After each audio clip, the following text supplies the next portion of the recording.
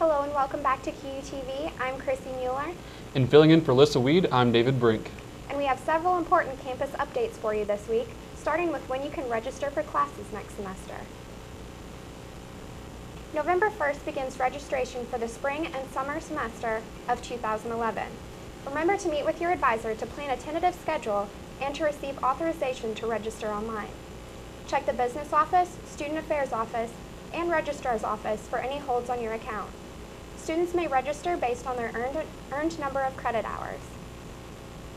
Honor students may register beginning at 9 a.m. on November 1st. Students with 86 credit hours may register on November 1st beginning at 1 p.m. Students with 60 credit hours may register on November 2nd beginning at 9 a.m. Students with 48 credit hours may register on Wednesday, November 3rd beginning at 9 a.m. Any student with 24 credit hours may register on November 4th beginning at 9 a.m. and students with less than 23 earned credit hours may register November 5th beginning at 9 a.m.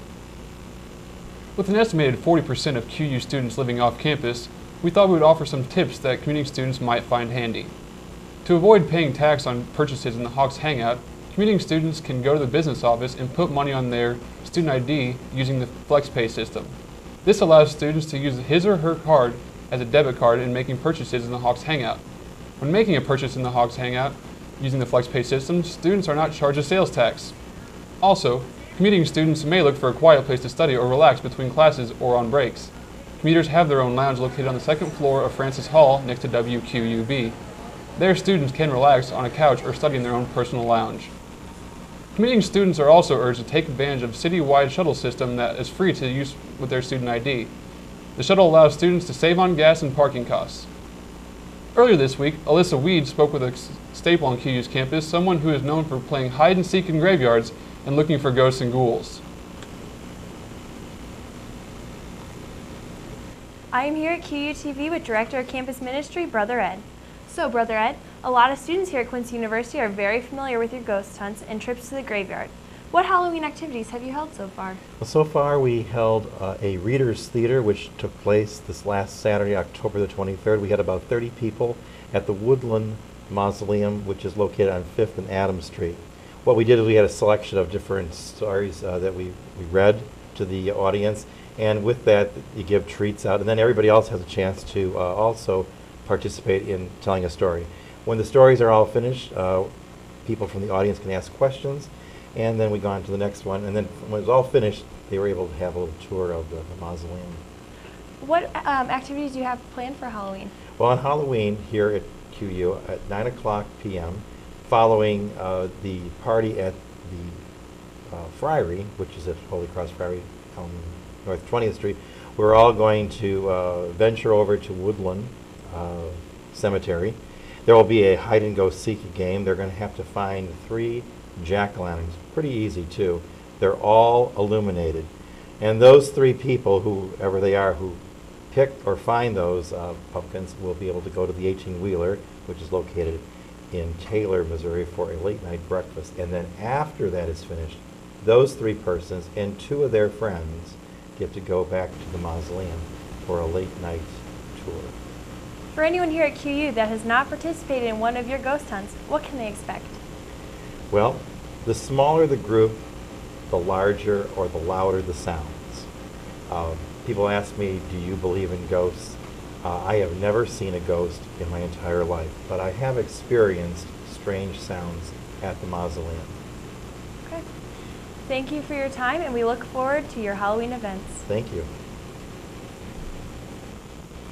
This weekend, the Brother Sun Sister Moon Drama Club celebrates Halloween with their traditional Halloween dance. The event starts at 10 p.m. at the cafeteria and goes until 1 a.m. Students are encouraged to attend the event and dress in full costume. Those who dress up will receive reduced price at the door. Baked treats will also be available, as well as a costume contest. Up next, Pete Leja will reveal what his weekly search for funny, weird, and random YouTube videos has uncovered this week.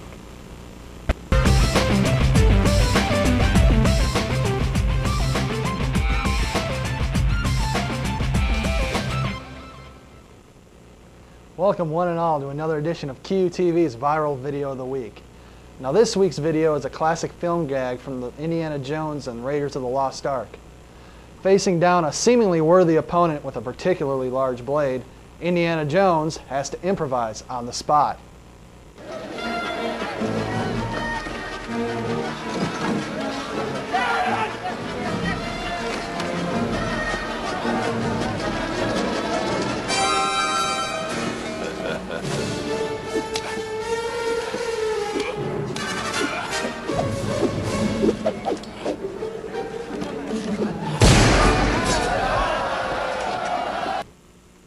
There you have it, boys and girls. Now you know why you shouldn't bring a sword to a gunfight. Interesting background on this scene. It was actually called for a large fighting sequence. However, Harrison Ford, the actor for Indiana Jones, had come down with dysentery, and he convinced director Steven Spielberg to just, quote, shoot the sucker, unquote. Well, that's all the time we have from QUTV News. I'm Pete Leisure, reminding you it's not the year, it's the mileage. I'll have another video for you next week.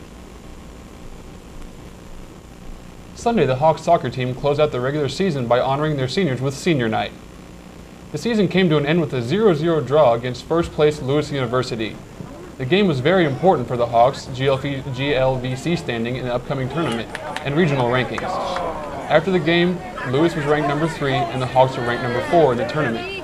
Senior Grant Ellison says the team is in a good place leading into the tournament. I think a lot of our motivation was our coach getting us 500 wins.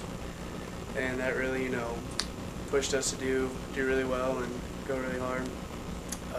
At our last game, last regular season game this past Sunday, we went into it knowing that the team was, really good. They were number 1 seed.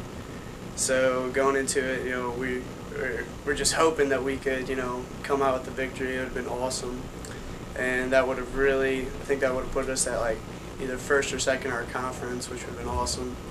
But we went out there and we tied, which is still really good, so we're excited about that.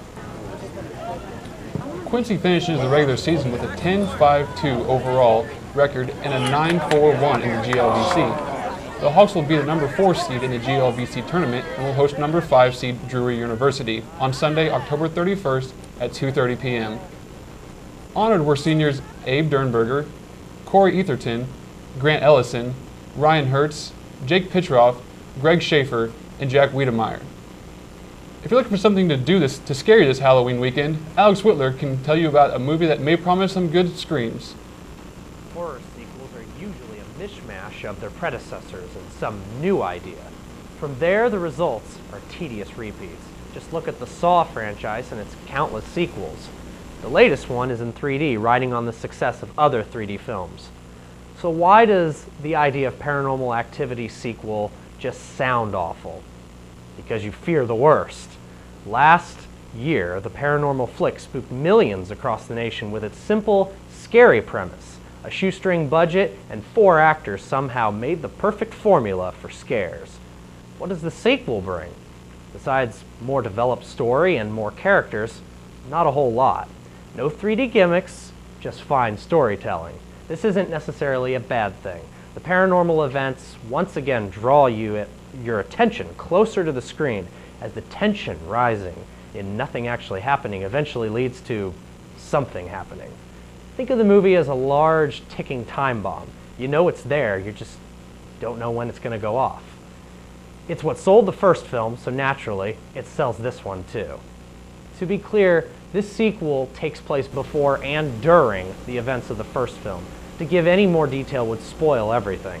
This is a sequel most fans should appreciate because it's not the film they want, it's the film they deserve. I'm keeping my ticket stub. I hope you keep yours. Our highlighted club of the week has been at campus staple for nearly 80 years, the Falcon newspaper. Student journalism and editing is encouraged by the student organization that currently prints a monthly newspaper. They have a staff of writers and editors, and they don't shy away from controversial subjects. In this semester's first issue of the Falcon, controversy was sparked when editor-in-chief Chris Long wrote an opinions article that questioned the nature of QU's football team. This caught the attention of coaches, players, and students across campus. It was something that I just kind of felt compelled to write. I didn't do it to talk like trash on the football team. it was just kind of, as an outsider looking in, that's kind of how I saw the state of the program. Most Falcon newsstands were empty by the end of the first week. The next issue should release by the end of October. Thanks again for watching QUTV, your #1 source of QU news. From everyone here at QUTV, have a happy Halloween.